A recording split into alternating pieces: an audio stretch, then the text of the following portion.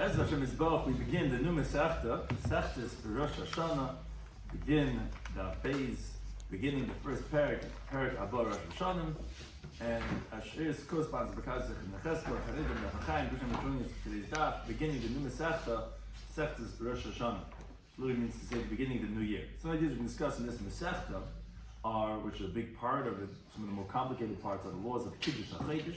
The reason why we discuss Kiddush HaChedesh is because essentially Rosh Hashanah is very integral to know when the month of El was made, which is dependent on when the Shluchim go out to notify the people out of Yerushalayim when exactly was the new month, because that's going to be the dependency of when Rosh Hashanah is, of when what day it falls out on to know when to celebrate the halacha of Rosh Hashanah, and that's going to be the first two prakim discussing the laws of Kiddush HaChedesh.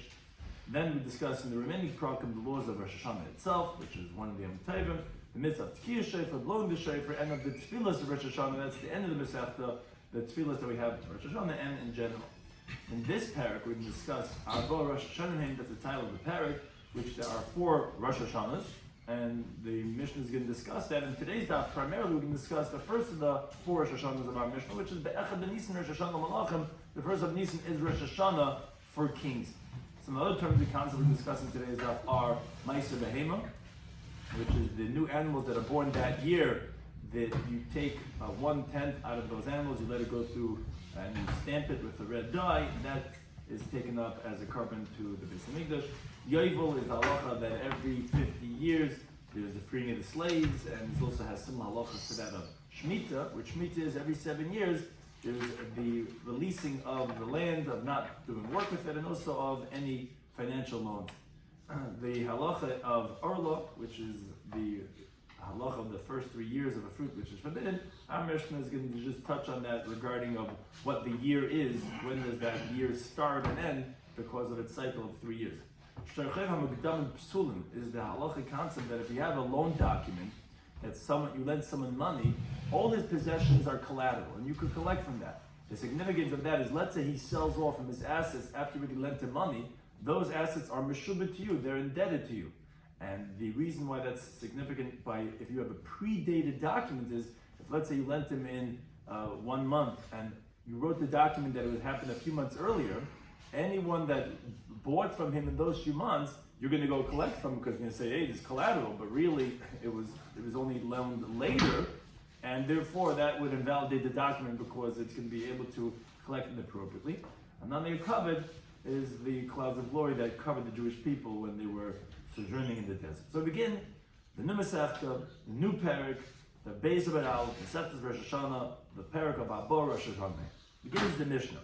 Abba Rosh Hashanah. There are 4 Rosh Hashanahs, the 4 beginning of the years for different halachic concepts. As the Mishnah begins, Be'echad B'Nisan, the first of Nisan, that's the first Rosh Hashanah, is Rosh Hashanah L'Malachim, is the beginning of the year for the kings. What does that mean? So Rashi explains, their custom was that they used to date their documents according to the years of the king, from the year that he became king, like the Gemara says in Gittin that payment out, because of Shalom Malchus, because of peace for the government. They know that, we're dating it to the honor of the Caesar or whoever it is, which actually Tesa points out, it's not really so correct. It's only by Gittin actually that we date for Shalom Malchus. Here we're actually not even talking about non-Jewish kings, as we'll see in the Gemara. This that we do, Echad B'Nisan, is actually for the Jewish kings. The non-Jewish kings are actually from Tishrei. But that's what Rashi explains. It's based on for Shalom Malchus. Now, so what do the Chacham do? What are we saying Rosh Hashanah is the first of Nisan? They said that that's considered the beginning of a new year. So therefore, if let's say the king became king, Nicholas or whatever became on Shvat or Adar, so his year ends when it reaches Nisan, and then you start counting your second year once it's Rosh Chodesh Nisan. And we'll see in the Gemara what's the reason for that, and how do we know that. And another thing that the first of Nisan is Rosh Hashanah for is Ul Regalim, is for the Yom Tovim, which we will also explain in Daf Yomi. What does that mean? That Nisan is the first of the year for the Yom Tovim, which we know is Pesach, Shavuos, and Sukkot. That's one Rosh Hashanah. Next category Rosh Hashanah is Be'echad B'El. The first of El is Rosh Hashanah L'Ma'aser Behema, is the beginning of the year for the tithing of the animals, which means to say that you cannot take Ma'aser from the animals that are born in this year for an animal that's born in a different year. That we know from a pasuk in the Bar Yadal. Asa ta'asi, you should surely type as kol tavur zaracha, all the grain hayitza asad shana, every single year. Now, although that actually the simple translation of that pasuk is talking about the tithing of the grain, but the Gemara says in Bechiris, that the pasuk is talking about two different meisters, aser to aser. One's by meister dagan, which is what the simple translation of the pasuk is, the tithing of the grain, and then the other one is meister behema. So you see that every year has to have its own meister, so it's important to know when does that year begin. And that says the Tanakama, the beginning of the year for meister behema is the first of El. But it's a machlokes. The Belazar, Rabbi Shimon, they disagree. They say be'echad b'tishrei. They say that the first of Tishrei is actually the Rosh Hashanah for Ma'aseh Behema. We'll see exactly why would it be El or Tishrei, but that's a second Rosh Hashanah, which is for Ma'aseh Behema. The third Rosh Hashanah is be'echad b'tishrei. Is the first of Tishrei, which is what is the Rosh Hashanah for? It's Rosh Hashanah l'shanim, which the Gemara on Daf Ches will also explain what does that mean. It's the Rosh Hashanah for the year. U'l'shmitim, for the law of Shemitah, which is when, as we said, that you can't go ahead and plant and plow biblically, and L'yeglis, which also has a similar year every 50th year, which means saying once Tishrei enters, you're not allowed to do those malachas of plowing and planting minatayr lunati. It's also for the planting. What does that mean? It's regarding the years of the planting of Arla. Meaning, even if, let's say, someone planted a tree in Av, so the first year is ended on the end of El, 2 months later. And then you already started the second year. And then when you finish 3 years, which is not even the full 3 years, then it's already finished with Arlo. I think I'm going to explain all the sources of these that you know it's the first of Tishrei in the Gemara. Next one that it's Rosh Hashanah for was Uli Rakis, which is for the meiser of Yerek, of vegetables, which the halacha is that you cannot take trumas and meisers from that which is gathered, which is how you qualify the meiser of Yerakis before Rosh Hashanah, and that which is gathered after Rosh Hashanah. And what is the Rosh Hashanah? That is the first of Tishrei. So that was category number 3 of Rosh Hashanah. We had the first of Nisan, the first of El, the first of Tishrei, and the final of the 4 Rosh Hashanahs is the Echad B'Shvat. The first of Shvat is Rosh Hashanah Le'ilah, is Rosh Hashanah of the tree, also regarding the laws of Meiser, which is that you cannot take the Meiser of produce that grew on the tree that had Chanita, which means that it matured before Shvat, on that which ripened after Shvat. Now, the reason why we're saying Shvat over here is because a tree goes differently than, let's say, a Yerek, which is based on Lakita when you harvest it. By a tree, the mice is qualified based on Chanata of when it matures. And the Gemara will explain about, okay, but why Shvat? We do get this idea that the tree should be its Rosh Hashanah on the first of Shvat. Now, that's Rabbi Shloimy. This is like the Bnei B'Shem, but as we well know, Beis Ha'oimim, Bechamisha Asadai, which we call Chamisha Asad Shvat. The 15th Shvat, not the first of Shvat, that's Rosh Hashanah Le'ilanot, that's the Rosh Hashanah of the tree. So those were the 4 Rosh Hashanahs, either the first of Nisan for Rosh Hashanah for the dating of the contracts for the king, Echad the El or Machlokes, if it's Echad B'Tishrei, Rosh Hashanah Ma'aseh Behema, which is when you could take, what's the cutoff for the animals to be considered together for Ma'aseh Behema. First of Tishrei is for the years, which we didn't explain yet what that means, Shemitah Yovel, which is Minator, you cannot do the plowing and the planting, for the halach of Meiser of Yerek for Yerakis, and Natia for that of Arla, and we had the Echad B'Shvat, this Rosh Hashanah for Elon, is that you can't join together the produce that ripened before Shvat and that which after Shvat. Now the Gemara says the first item we mentioned in this Mishnah of the 4 Rosh Hashanahs was the Echad B'Nisan. We said on the Rosh Chodesh Nisan is Rosh Hashanah for the Malachim. So the Gemara says this is saying that Rosh Hashanah is the first of Nisan is L'Malachim, is for kings, L'mai Hilchasa. For what halacha? What does that mean? Why did you have? Meaning we know what we're talking about, but why did you have to specify a distinct day for the counting of the kings? Why don't you just say every single king he should start his year from when he becomes king, and that'll be year 1 started in April 13th or whatever, and then the next year is when he comes to April 13th again. Why do you have to make the first of Nisan? So Amar Rav Chizdi says, I'll tell you what. It's l'shtaris. It's for documentation, and it's to differentiate if a document is predated for a loan or it's actually post-dated. What is that significance, and why do we have to make sure that we're not writing the wrong date that could create a shtarcha and mukdim? We learned this concept in the Mishnah Masechta Shvius. Mishnah says, Shitrei Chayv HaMukdamim, regarding a loan document that is predated, so halacha is pistulin, it's going to be invalid. So Rashi explains a little bit in great detail. He explains why. He says, if the lender is going to want to collect from the people that bought from this borrower of his, which is collateral, which is because all his assets are indebted to the loan that he gave him. So he's going to try to collect from those who bought from the borrower, from the date in the document that he had loaned them money. So if he loaned them at a certain time, he writes in the document when he loaned it. Now the problem is, if let's say it was predated, that's invalidating, that's inappropriate to collect from those consumers, those who bought property from him, because really the sale that he sold, let's say that property in the city, was before the loan. You just predated the loan. And the document is testifying that the loan is first. So therefore, like the Mishnah says in Masechet Shlish, they penalize him and says, no, you can't collect with that document at all, even from the date of the true loan. And we're going to consider it as an invalid document, and it's going to be considered like a milva al peh, like an oral loan, which cannot collect from collateral. Tesh disagrees, says you can't collect that. Oh, but Rashi says you wouldn't be able to collect at least from what's called nechasim v'shabadim, which are the indebted properties which are sold off to others, that of the collateral. Now, Rashi explains what the concern is in our Mishnah. If you didn't set a specific day for when to count the years of the king, rather, like you were asking in the Gemara's question, every single king, whenever he becomes king, that's starting day one of his first year, then you wouldn't be able to differentiate in a document if it's predated or postdated. For example, give us an example. He said, let's say, on the document it says, in Kislev of the third year of the king, Reuven borrowed from Shimon $100. Okay. Now the witnesses say that when we signed on this document, we didn't see the actual loan. What happened was that the borrower told us, he says, do me a favor, sign for me that I owe this guy $100.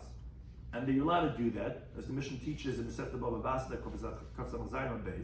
that you could write a document for a borrower, and they obviously can't write for a lender without the borrower, because the lender is going to say, yeah, hey, it's not true, he wants to collect. But the borrower who's indebting himself, he could say, look, write to me a document, even though the lender's not over here. So they're saying, really, we never saw the loan. The borrower came over and says, I owe this guy, borrowed from this guy, write to me that I owe it. So we wrote that on Kislev, in the third year of this king, that he owes this guy $100. Now, if we don't, but they said, but we don't know if the loan was actually before the document or after. We don't know when it was. In other words, was he asking us, he says that he owes because he already borrowed 3 weeks ago? Or is it, no, I'm going to borrow 3 weeks from now? We don't know. We just know we wrote that Reuven owes Shimon $100. Now, if we see that so that was regarding the document. But then the witnesses continue to say, but well, you know what we did see? We saw that he borrowed the $100. We actually saw him a transaction in Tammuz of the third year of the king. So by the documentation, we don't know when the loan was, but we did see that same amount of money that he borrowed from him in Tammuz of the third year of the king. So this is where the main idea is. If the judges don't know what month the king became king, so now you're not going to know to differentiate if Tammuz comes before Kislev, if Kislev comes before Tammuz, as Rashi explains. If the beginning of the year of that king is between Tammuz and Kislev, so Kislev comes afterwards, comes out that Kislev is always going to be, meaning if the king became king between Tammuz and Kislev, that means to say Kislev comes before Tammuz, because he became between that, and therefore then it comes out that the document that wrote Kislev on it is really predated, because the loan was in Tammuz, and Tammuz is after Kislev, so that's Mishtar Muktim. Now, if let's say the king became king between Kislev and Tammuz is after that, so it comes out if the loan was in Tammuz of his third year, Tammuz actually before Kislev, and it comes out that there was a Shtar Ma'ucher, a post-dated document, and it's actually going to be kosher. Like the Mishnah teaches about Muchar and Kesherin. The post-dated documents are valid. So you're not going to know, which takes has a whole discussion on Arichis, and Rashi says, come on, no, people are not going to know when the king became king, and everyone's not going to know. So he says it would be if a day off. If let's say became king on the first day of Nisan, it's going to be the second day of Nisan. Sometimes it says something different, but the way Rashi is explaining is that they're not going to know, and it's not going to be clear if the witnesses we just signed that we didn't know, but we did see the loan was on the third year on Tammuz, but we don't know when did he become king. We just know it was the third year, and you're not going to know if it's pre or post. Now that we said, okay, Rosh Hashanah is Nisan, Tammuz is always going to be before Kislev. So in the case that we described, it's actually going to be kosher because actually that means it was post-dated. If the loan was in Tammuz of the third year of the king, and they wrote in the document Kislev, so obviously it's going to be kosher. But that was the necessity of making a Rosh Hashanah Malachim. What do you have to make a Rosh Hashanah? Whenever the king is, you're doing for Shalom Malchus, just right that year when he became king, whatever date it was. No, we're going to get confused. We're not going to know if it's predated, which is possible, or post-dated, which is going to be kosher. Therefore, we made a Rosh Hashanah. Now, elaborating a little bit on these halachas, says the Gemara Torah B'Malona Brayso. Melech she'amad be'esem v'tisha b'Adar. Let's say he became king on the 29th of Adar. Now, Kivin shegiya echad b'Nisan, the next day, which is the first of Nisan, also Shana. That's it. It's already that the first year was finished, and now we're going to count year number 2. Now, let's say, however, if he only was appointed to be king on the first of Nisan, then I'm only going to count the year. When's the year finished? When you reach the next year. So it's like a discrepancy of a day when he was appointed. You could either be that his year is 1 day, or it's going to take a whole year till he gets to his second year. Now the Gemara actually explains first these two statements of the Brisa. Amar, the time of the Brisa says, Melech she'amad be'esem v'tisha b'Adar. He becomes king on the 29th of Adar. Once he reached the first of Nisan, also Lishana, it's already finished the first year. So the Gemara says, what's the chiddush? As we continue to base, what's coming to teach us is 2 halachas. One that we learned in the Mishnah, the Nisan Rosh Hashanah Malachim, that Rosh Chodesh Nisan is the Rosh Hashanah because and therefore that's starting the second year. In addition, it's teaching us v'yim echad b'shana chashav shana, that 1 day in the year could be considered as a year. As long as you got in 1 day of that year, it's already considered as a full year, and therefore now the next day is already year number 2. Now the second statement of the Brisa is more difficult. The Brisa said, if he's only appointed to be king on the first of Nisan, we don't count it to be a year until he reached the next Nisan. Obvious, he was appointed to be king on the first of Nisan. We know, Rosh Hashanah, you told me of L'malachim is Nisan, so it's going to take a full year. What's the chiddush? So the Gemara says, you're right. Light tzricha, no, is only necessary in the imnu aleha. If they actually had already appointed him from the ministers to make him king, me'adar. So they already decided to make him king from Adar.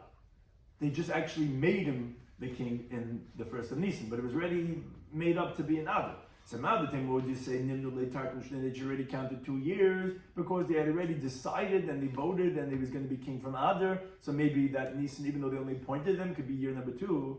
That's the Chiddush was saying that no, ultimately Lamaisa they only made him king. He was only Amad, at least he only became the king on the first of Nisan. Therefore, that's going to be when we counted, and you're not going to consider the fact that they had already decided and they appointed him already from Adar.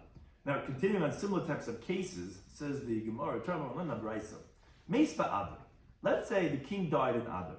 So now another king took his place in Adar too. So the halacha is Shana Lazeh Ulazeh. If someone's coming to write a document in that Adar of that year, after the second king was already took over, if he wants to write in the document that in that year, according to the year of the king had died, he could write, because that was, let's say, year number 17 of King Augustus, whatever, he's writing that. And if he wants to, he could write year number 1 of the new king who took over, because it's both of their years in that month when the new king took over. Now, let's say Meis ben Nisan. Let's say the old king died in Nisan. Now the new king came and took over in Nisan, which Rashi says the same thing is really any one of the other months until the coming Nisan. And he wants to date the document according to from when the new king had already taken over. So here also, so then you could also count the document according to the years of either king. You could either count from the first king who died. If he wants to, you could count it as the first year of the new king who took over. Another case is Meis ba'Adar. Let's say the king died in Adar. But the new king only took over in Nisan. So then, so the first year, meaning from the last year, you have to count from the first king, because only he was king then.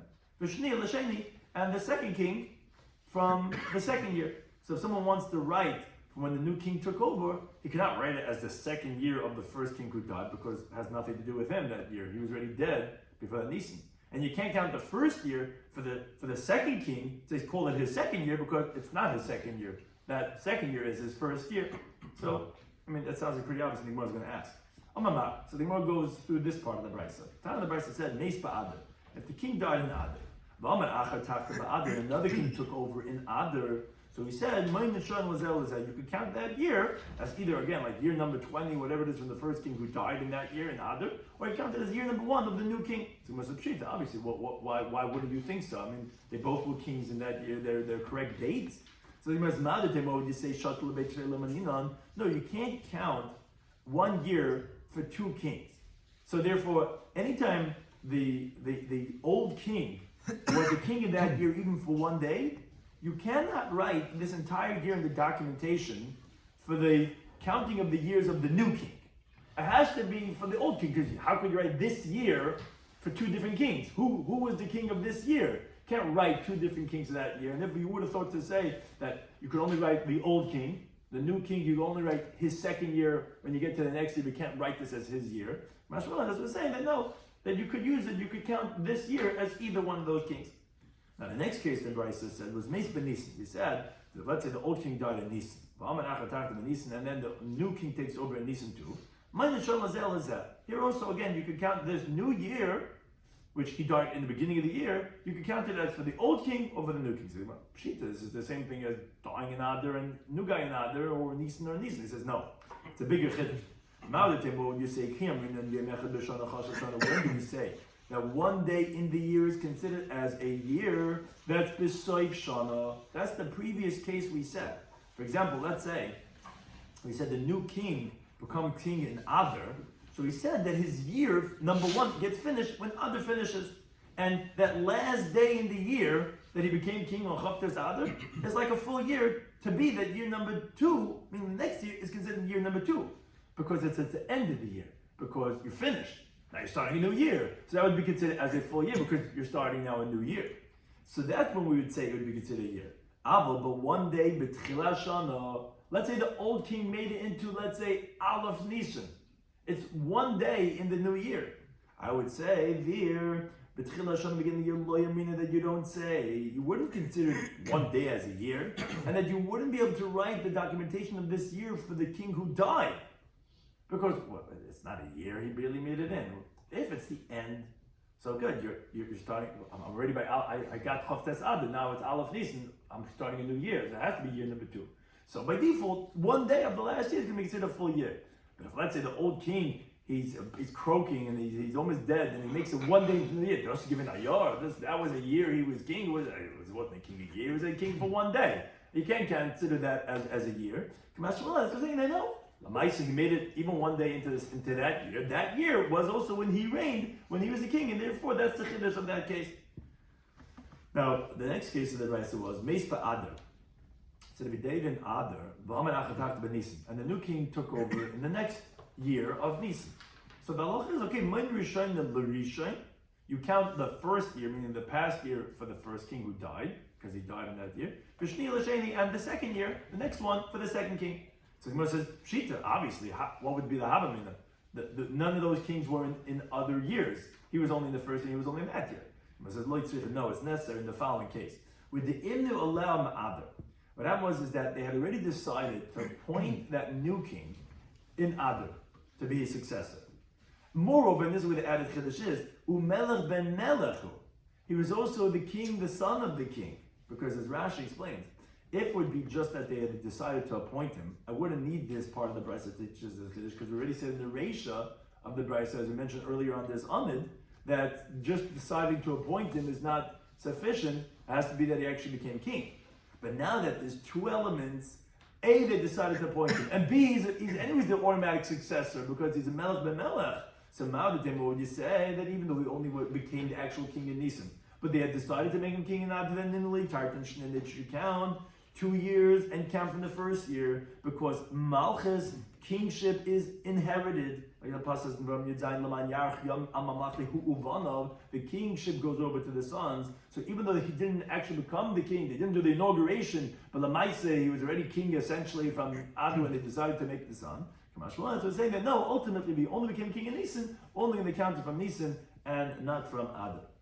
Now, going back to the halacha, the opening halacha of our Mishnah of our Masechta, we said that the Rosh Hashanah for Nisan is that of Malacha. So the Gemara says that we explained already in the Gemara what the purpose of it, what the utility of it is, that we should know what's the Shtachim Mukdamim that's possible and shtar mochar are kosher. And now Rabbi Yochanan says, but midnight. Now he says, where do you know the malachim for kings? She'ein moin lam elam nisan. Where do we get this idea from that the beginning of the year should be from the first of Nisan when you're counting for kings? So now he says it's based on the pasuk malachim aleph. Pasuk says Vahi b'shleim shana v'arba me'ah shana. It was in year number 480. L'tzeis b'nei Yisrael me'eretz Mitzrayim, when the Jewish people had left from the land of Mitzrayim. B'shana ha'reviyis, it was in the 4th year. Well, what's 4th year? Just said it was year number 480. It was in year number 4. B'chodesh ziv, in the month of the shine, which is Iyar, as the pasuk itself explains. Hu ha'chodesh hasheni. It's the 2nd month, which more later on is going to tell us in the Zayin and Aleph that Nisan is the Rosh Hashanah for the counting of the months. So if you're in the 2nd month, you're in the month of Iyar. Limloi Shloima ad Yisrael. That Shloima was the king of the Jewish people, and that Rashi explains is actually what was going on the 4th year. So Rashi says it's an inverted pasuk. Really, what it should be reading is in the 4th year when Shloima Melech was king of the Jewish people in the month of Iyar. That was 480 years when the Jews had left Mitzrayim. As you have a pasuk later on in Daf Yomi Beis that they started building in the 2nd month in the 4th year of the kingship of Shlomo HaMelech. Now, says the Gemara, we see in this pasuk is Makish Malchus Shlomo. We're equating the kingship of Shlomo HaMelech, meaning regarding counting his years of 4 years, the Yetzias Mitzrayim, to that of leaving Egypt, because the pasuk here is counting this year in 2 ways. A is saying it's 480 years from leaving Mitzrayim, and then it's 4 years from when Shlomo HaMelech became king. So it's comparing it to tell us Ma Yetzias Mitzrayim, just like leaving Egypt. The counting of its years, you start counting. Me Nisan, from Nisan of Malchus Shlomo and Nisan. So too, the kingship of Shlomo, the Malchus Rosh Hashanah L'Melachim, is from Nisan. Just like Yetzias Mitzrayim, you start counting from Nisan. But the Gemara says, wait, we're not finished yet. But the Yetzias Mitzrayim Gufa Menol de Nisan Meninan. How do you know that Yetzias Mitzrayim, regarding the years that we're going to count from when the Jews left Egypt, that you count from Nisan, Dilma Metisha Meninan, maybe you count from Tishrei, which Rashi asked the obvious question. What do you mean, how could you count from Tishrei? When did the Jews leave Egypt? They left in the month of Nisan. That's when Pesach is, on the 15th of Nisan.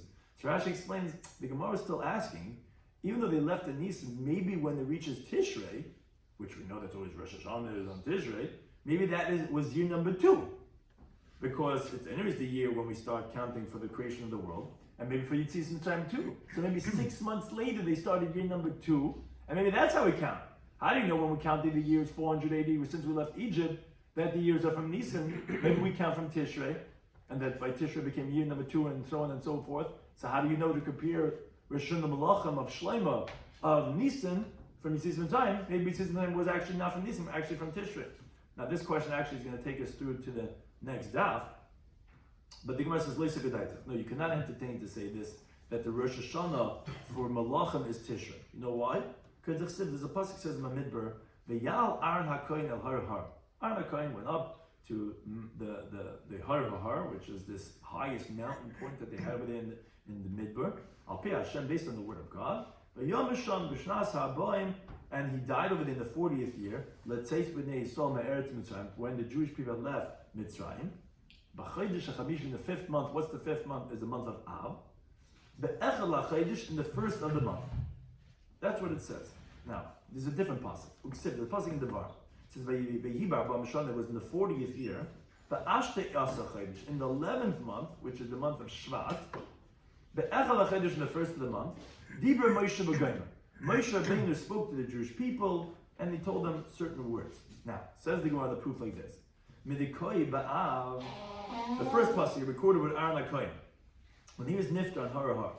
If you told him at the month of Av, v'kor lishnas habayim, and you're calling it the 40th year. Now v'koi b'Shvat, when you're in Shvat, which is months later, in the 11th month, where we know Adar is the 12th month, and then the year ends. So when you're later on the Shvat, v'kor lishnas habayim, you're calling it the 40th year from when they left Mitzrayim.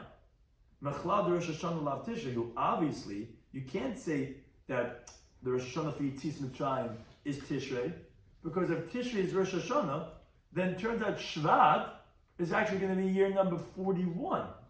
Because Tishrei, if you're in Av, El, Tishrei, next year, 41, you're already in Av, you were in year number 40. Tishrei is 41, Cheshvan Kislev Tev is Shvat. That's year number 41. You're calling it year number 40. Obviously, Tishrei cannot be the Rosh Hashanah that when we're counting the years from leaving Mitzrayim, because they're both talking about year number 40 of what? Of leaving Mitzrayim. So Tishrei couldn't have been the Rosh Hashanah. You must have said, wait a second, I'm not done. Yeah, I understand the pasuk when Aaron passed away in the month of Av. Mefarish, if you read the pasuk, it's explicit to L'tzis Mitzrayim. It tells us, the words were in the pasuk, that Aaron HaKohen went up to Har based on Hashem, and he died in the 40th year, L'tzis B'nei Yisrael Meretz Mitzrayim. So that I understand, you count the year number 40 of when they left Egypt. But Elahai, if you look at the other pasuk of Shvat, when Moshe Rabbeinu was talking to the Jewish people, it says it was year number 40, it doesn't say of what. Who said it's year number 40 from left Egypt, and that's your whole raya that is still number 40? Obviously, that Tishrei didn't make it next year then. Maybe it was year number 40 of when they erected the Mishkan. Now, the erection of the Mishkan wasn't year number 1 when they left Mitzrayim, it was actually year number 2. And therefore, maybe it was actually year number 41 from when they left Mitzrayim. And maybe Tishrei is Rosh Hashanah. And Shvat is in the next year. So what are you calling it 40, not 41? Because it's 40 from year number 2, which is Hakamas HaMishkan. But really is year number 41 from when left Mitzrayim. So how do you know? Maybe Rosh Hashanah is Tishrei and not Nisan. So if you want to know, could Amar Papa, like our Papa says later on, for a different drasha, he says Shnas Esem L'Gzer Shava, as we'll see later on. He compares one thing that says the 20th year, something else says 20th year, and therefore they're the same idea. So Chanami here also Shnas Abam L'Gzer Shava. We're going to make a Gzer Shava where both of them say this word of the 40th year. So Makan, just like over here in Av, when Aaron passed away, it's 40th year explicitly in the Torah L'Tzis Mitzrayim. It says for the counting when they left Egypt. So Afkan also over here by Shvat, although it doesn't say it explicitly, but it says also the 40th year. The Gzer Shava tells us it's also L'Tzis Mitzrayim, also leaving Egypt, and therefore again that's back to the proof that if Shvat, it says that it is in the 40th year, and Av is in the 40th year, so that must be that, and we're saying 40th year means from when they left Mitzrayim. Must be that Tishrei cannot be the Rosh Hashanah, and therefore it must be, like we said, it must be Nisan. The Gemara still has another question. It says, wait a second. Who said that the Torah is ein muktim much Torah? We don't know necessarily the order of the Torah is talking about. Who said the story that happened with Aaron HaKohen passing away in Av? That came first, and then you're saying that Shvat, which is later, is still the 40th year. It must be Rosh Hashanah, is not Tishrei, because then it would have been year number 41. And they're both, like, based on Gzer Shava is going based on Yitzis Mitzrayim. Dilma Ma'aseh the Shvat. Maybe the story with Moshe Rabbeinu giving most of the Klal Yisrael, which happened in Shvat, maybe that story was actually Kaddim. Maybe that happened first. And maybe Tishrei actually is the beginning of the 40th year. And Tishrei, Cheshvan, Kislev, Tevet, Shvat, that happened first. Adar, Nisan, Iyar, Sivan, Tammuz, Av happened afterwards. Yes, so they're both in the 40th year. But the order is different. Maybe Shvat happened before Av. And maybe Rosh Hashanah is Tishrei, and therefore they were both in year number 40 from left Mitzrayim. How do you know Rosh Hashanah is not Tishrei? Gemara says, no, they cannot entertain to say that the story of Moshe Rabbeinu, giving most of the Klal Yisrael in Shvat, happened before Aaron passing away in Av. You know what? I'll prove it to you from the Pesukim. Because the Pasuk says in Devarim, when Moshe Rabbeinu was giving most of the Klal Yisrael in Shvat, it says it was Achri HaKleisi HaSichon, after they killed Sichon. Now, when Aaron passed away in Av, Akati Hava Sichon Kayim. Sichon was still around. So obviously the story with Aaron had to be before the Musar of Moshe, because Moshe's talking about Sichon's dead. Aaron, when he passed away, Sichon was still around. So they didn't have Tchias HaMesim. So obviously the story with Aaron passing away, which was in Shvat, which was Av, was before the story with Moshe giving Musar in Shvat. So we're back to the Raya. If Av is saying the 40th year and Shvat is the 40th year, then Tishrei, which is in the middle, could not have been the next year, but then it would have been year number 41. And what's the Raya? Because the Sibit says in the Pasuk in Mamid, it says, "V'yishma haKanani melech Arad." The Kanani, who was the king of Arad, heard. What did he hear? Mashmur Shama. He heard Shama Shemesa Aaron. He heard that Aaron passed away. V'nistalka Anami Akavet, and that the clouds of glory, which were all in the merit of Aaron, had been removed. So he thought, Nitna Rishus Lilachim B'Yisrael. The Jewish people are not protecting him. You're allowed to go ahead and fight with them. Behind the sieve, and this is what the pasuk says in my midbar, vayiru kol ha'eda, which the simple translation is that the whole assembly, all the Jewish people, they saw ki gava Aaron, that Aaron had passed away. But the Amar Bavo, he says, no, atikr vayiru, don't say that they saw, in the vayira'u. They were seen, they became visible now. Why did they become visible? Because now their cover were removed, they weren't covered anymore by the clouds of glory. Which actually now you have to translate the pasuk into Rish Lakish, meaning that the word ki is actually not that as we translated before, that they saw that Aaron passed away. No, it's actually giving a reasoning. It's because, it's explaining. Why were they uncovered now? Vegira'u, because Aaron passed away, which we know a well-known concept. Rish Lakish is ki mishamish bedal l'shayin. The word ki could be translated 4 different definitions in the Torah. Sometimes it's i, which is if, like im. Sometimes it's dilma, which is maybe, which Rashi has a whole arichas explaining all the many psukim that we find these types of definitions. Ella, which is but, which essentially it undoes whatever was said before that. It's saying this, but that's what ki can mean.